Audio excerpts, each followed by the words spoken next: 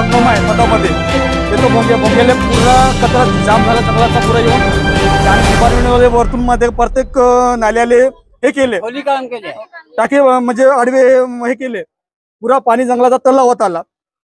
over pressure तलाव झाला पुरा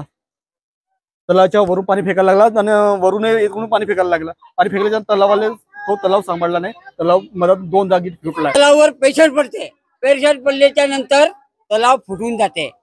मागच्या वर्षी मी सांगितलं तलाव फुटला होता माती टांगा खोलीकरण करा तुरमा चांगले बनवा अजिबात कोणी लक्ष नाही दिले हे आपले ना कार्यकर्ते लक्ष दिले ना कोणीच दिले गाववाले तर काही करू शकतच नाही हे सगळे करणार तर कोण आपल्या वरचे शासनच करणार त्यामुळे 100 घरांमध्ये पाणी गेलं होतं आणि त्या अनुषंगाने काही शेळ्या मृत झालेल्या आहेत असं प्रथमदर्शनी आढळून आलेलं आहे त्याच्याबद्दल पंचनामे करण्याचे आपण आदेश दिलेले आहे आता सध्या पाणी कमी होत आहे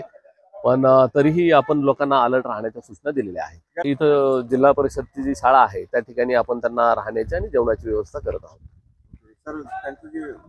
कॉम्पेन्सेशनच्या दृष्टिकोनातून जे आपले नॉर्म्स आहेत नैसर्गिक आपत्तीचे नॉर्म्स त्याच्या अनुषंगाने आपण पंचनामे पण केलेले आहेत पंचनामे आता काही सुरू आहेत आणि त्याच्यात मदत देण्याची कारवाई लगेच तात्काळ 1-2 दिवसामध्ये चालू करण्यात येईल